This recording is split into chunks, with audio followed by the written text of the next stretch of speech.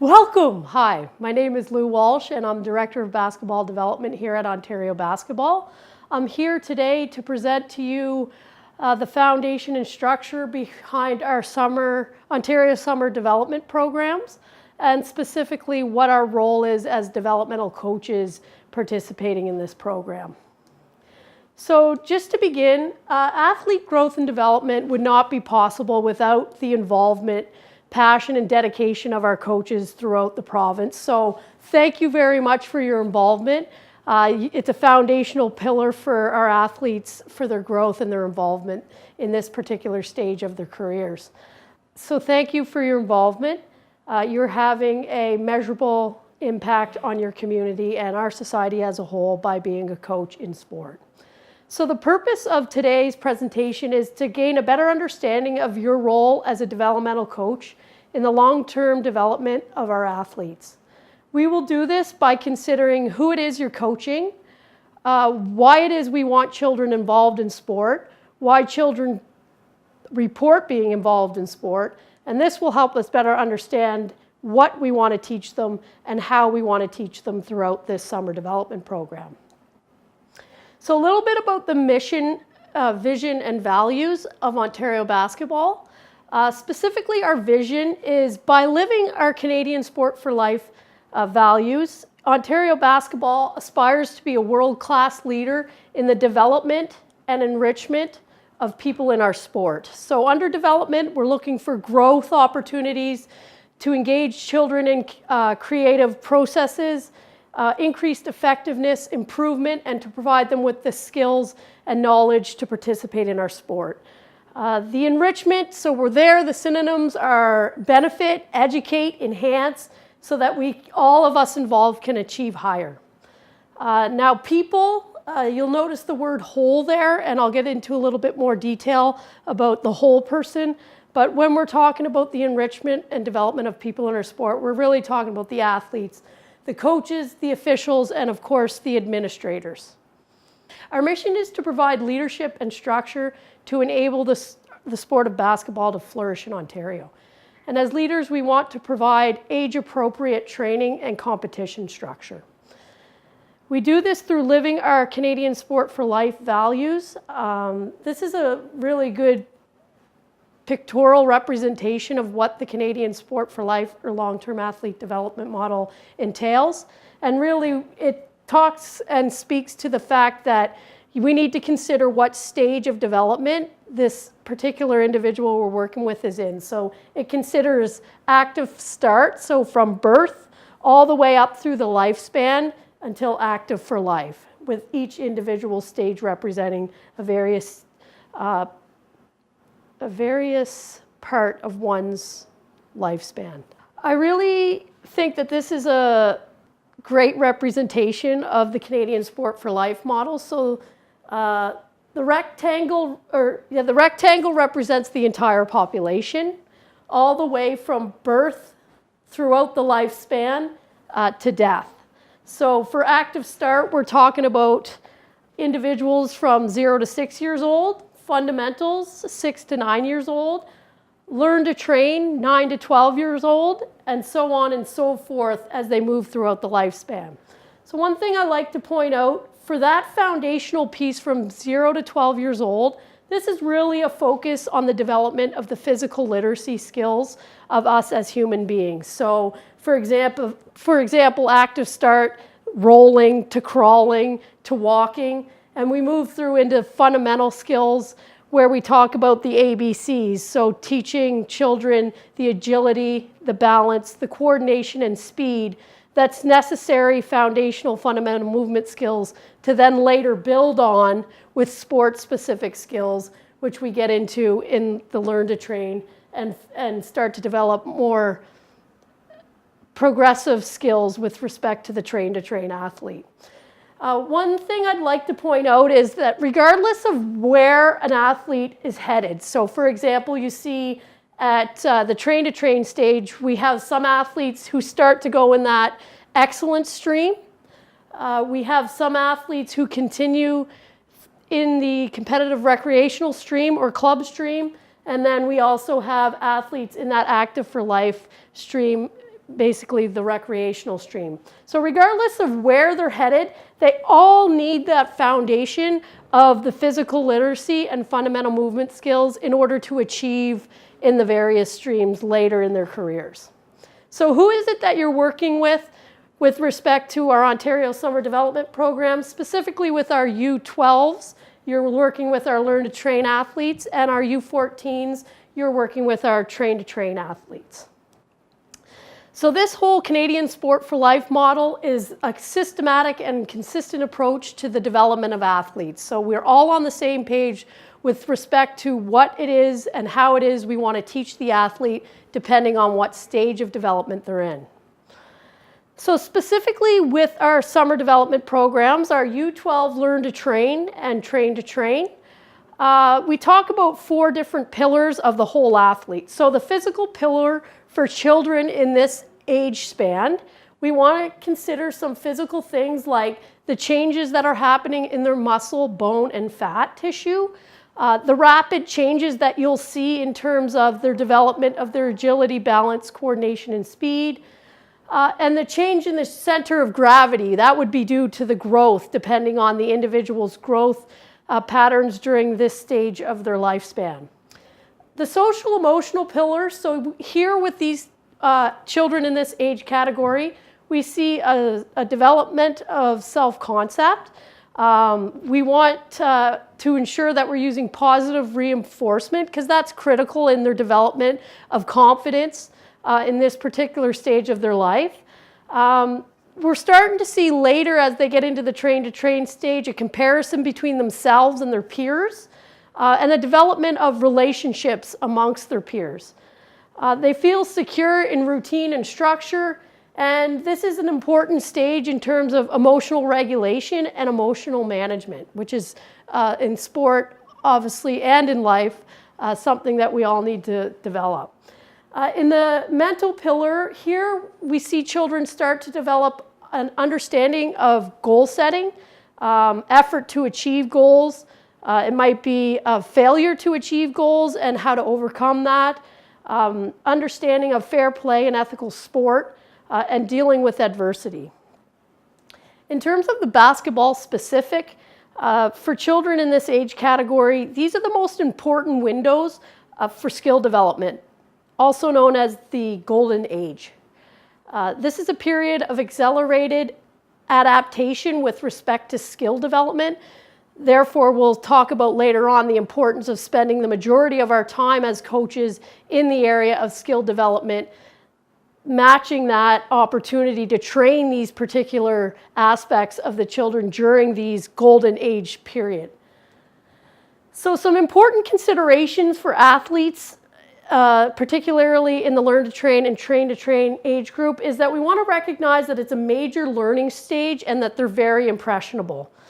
This is the most important stage for those motor development skills that are going to build the foundation for us to later teach them the sport-specific skills.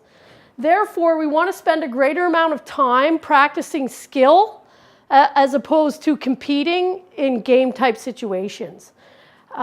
Continue to build the fundamental movement skills while we start to scaffold and build on with some of those sport-specific skills such as dribbling, passing, and shooting.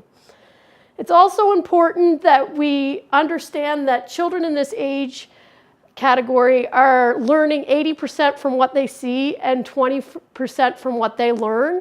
As such, we want to ensure that we're spending more time doing, less time talking, and we also want to recognize that what we're modeling as coaches is really what athletes are learning. So appropriate behavior as coaches of children in this age category is extremely important. So why do we want our children playing sport? We want to develop well-rounded, highly functioning people. How do we do that? We develop them in the 4 pillars that we just talked about: physically, socially, emotionally, mentally, and basketball specific. Now, why do children say they play sport? The reasons children participate in sport: number 1, to have fun.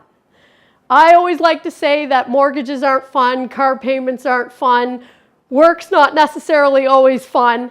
Sport is intended to be fun. So let's ensure that we're providing an environment that fosters an opportunity for children to enjoy it and have fun. You'll see as they go down the list that number 2 is children participate in sport in order to improve skill, stay in shape, and so on and so forth. And the one thing I would like to point out is that the last or the 10th reason why children list that they participate in sport at this age is to win. Now, these things are important to consider because oftentimes we think about it as, from the adult perspective, why it is we think children participate in sports. So it's very important that we recognize that children list the number 1 reason that they're involved is to have fun. Reasons why I stopped playing sport: 1, I lost interest; 2, makes sense, I was not having fun. And down the list, an overemphasis on winning. So again, we want to ensure that as coaches, we're keeping in mind why we're losing 70% of kids at age 13. Perhaps we're contributing to the area of them not having fun. So things to avoid at this age is a use of equipment that's not designed for children, comparisons amongst the children, so rewarding and enforcing the successes, the individual successes and growth, as opposed to the comparison to one's peer. We want to avoid the emphasis placed on winning and pressure to perform. And we want to avoid any unpleasant or non-gratifying competitive experiences. So what is an appropriate training and competition for a learn-to-train or train-to-train athlete? So things that we want to consider is we want to structure our training environments to be rich, high-quality experiences for the youth players. We want to allow children to play the game that is better suited for them. Okay, so we'll get into a little bit more in terms of how we can break it down with the small-sided games and so on and so forth. We want to have a focus on development over winning. This is the Ontario Summer Development Program for a reason, specifically designed for children participating in this age category.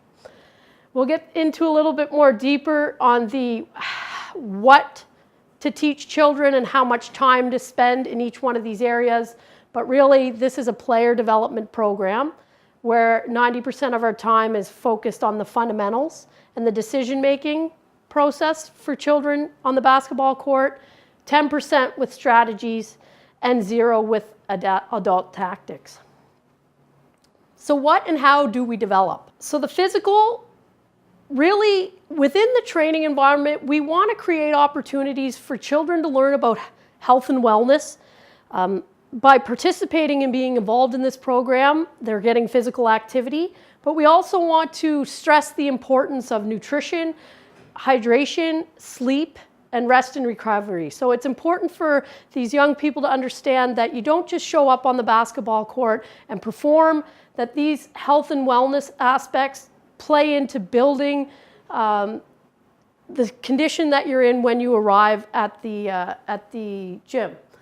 The physical pieces, really it's the fundamental functional movement skills with children this age group. So again, we talked about the agility, so the ability to change direction quickly, the balance, okay, so that includes balance on 2 feet, hopping from foot to foot, the coordination. So again, this involves one's ability to coordinate the limbs, which we all understand is very important when it comes to executing basketball-specific skills. So that is the starting, the stopping, the landing, the transfer of energy from forward to upward movement, and coordinating all those things. And then obviously the speed. With the social emotional, it's important that we're creating opportunities in the training environment for kids to learn leadership skills, and this includes beginning with leading oneself. So for children of this age group, that includes packing your own bag, ensuring you have your sneakers, being on time, having your water bottle, and being prepared to participate in the training. relationships amongst peers and the ability to work with others, and the development of the ability to cope and resilience. So one thing we know is that sport is a great opportunity to learn the life skills, and this includes the ability to cope with adversity and overcome it. With respect to the mental pillar, here we're talking about connectivity, mindfulness or conscious, and composure. So here we might, for children this age group, begin to talk about understanding and being connected to our own selves, how to connect with teammates, whether that's high fives, touches, cheering for somebody in a positive manner, finding ways to connect with others while you're in the sporting environment. And then the basketball specific for children in this age category, really those ABCs, or the fundamental movement skills. The sport-specific skills, so passing, dribbling, shooting, defensive stance, and really the decision-making, because obviously this is a team sport. Therefore, you need to know how to play with others. So we need to make decisions when it comes to how we play in relation to others on the floor. So here we start to talk about the technical, the basketball-specific pillar. Okay, so here we have a breakdown of our coaching pyramid. Okay, so you'll notice that at the foundation of any athlete's skill set is the fundamentals. Okay, so the fundamentals is the how to and why to. Okay, so this is how to dribble, how to pass, how to shoot, how to play defense, and the why to. So beginning with our fundamental movement skills, foundations of which movement is based, we then go into the how to and why to with respect to basketball specific skills. Once we've taught an individual how to shoot, dribble, or pass, we then want to move into the technical, which is the when to or decision making on the floor. So for example, in a 2-on-1 situation, we would teach an athlete when to shoot or when to pass, depending on if a help defender came. On top of that, we'd start to scaffold and build to strategy, which is offensive and defensive concepts, or what to do when on offense my teammate dribbles, penetration principles, or what to do when I've passed the ball. So this is understanding the what to do on the floor offensively and defensively within a team setting. And then lastly, we look at those tactics at the very top of the teaching pyramid, which is the short-term adjustments. So this would be one, understanding your opponent's strengths and weaknesses, for example. So we make short-term adjustments based on the fact that we've scouted the point guard of the other team. She's not very good with her left hand. Therefore, the adjustment we will make is we're going to force her right in this particular game. So if this is the pyramid of an elite athlete who has established all these skills and mastered all these skills, it's important for us to take it back and understand what it is we want to teach our 9 to 12-year-old athletes and how much time we would like to spend on each one of these areas. So when it comes to the fundamentals, you'll see that 20% of our time is based on those fundamental movement skills, agility, balance, coordination, and speed. 20% on those basketball-specific skills, passing, shooting, dribbling, and defense. Don't forget the foundational pieces of all that, footwork. Okay, so here we're spending 40% of our practice time on the why to and how to with respect to these skills. We then want to break it down technically. We want to spend 30% of our time on the when to or decision making as an individual, and 20% of our time on the when to with multiplayer. So this could be 2-on-1, 3-on-2, so on and so forth to train that decision making. And then finally, with athletes in the learn to train stage, we want to spend 10% of our time on a basic offensive or defensive concept, This is what to do when the ball is dribbled, when the ball is shot, when the ball is passed, what to do on defense with respect to player. So this is 100% of our time and how we break it up with athletes 9 to 12 years old. Now, if we're working with the U14 age group, the train-to-train athlete, here we see the additional of 15% at the top, teaching and understanding who am I, what are my strengths and weaknesses, and who is my opponent, so that we can make some of those short-term adjustments. Now, I think it's important to note here that the difference is we are making the assumption that the athletes from 9 to 12 have gained the necessary fundamental movement skills, sport-specific skills, decision-making skills, and understanding of how to work within a team so that we can build on with the tactics and small adjustments. Sometimes as coaches, we don't necessarily think about who it is we're coaching, and all we do is focus 50 to 60% of our time on the tactics, which, if in considering the skill of an athlete at this age, will always work if the outcome you're going for is winning. You can always exploit the weaknesses of an athlete at the age of 11 or 12, but in considering the long term, what we're actually doing is not developing the foundation they need to succeed long term. So finally, the how to teach athletes in this age category. So here we talk about the phases of teaching, and this is based on the principles of motor learning. So we talk about 4 different phases when we're teaching basketball skills. So phase A, we have no defense. So we're just learning the form and trying to get the athlete to be able to perform the skill at game speed. So for example, our shooting form, we're just working on 1-on-0, no defense form shooting. Game speed, that would come later in terms of maybe the catching and proper footwork off a pass and maintaining that form. So here, this is the learning how to roll before I learn how to crawl. Phase B, here we're going to add a guided defender so that we can begin to train the correct decision at the right time. So for example, we might have had a 1-on-0 or 2-on-0 passing drill. And now we've seen that the athlete has gotten the correct form without defense. So now we're going to move to a guided defender, whether that you be as a coach or a guided defender where we instruct an athlete on defense to provide guidance.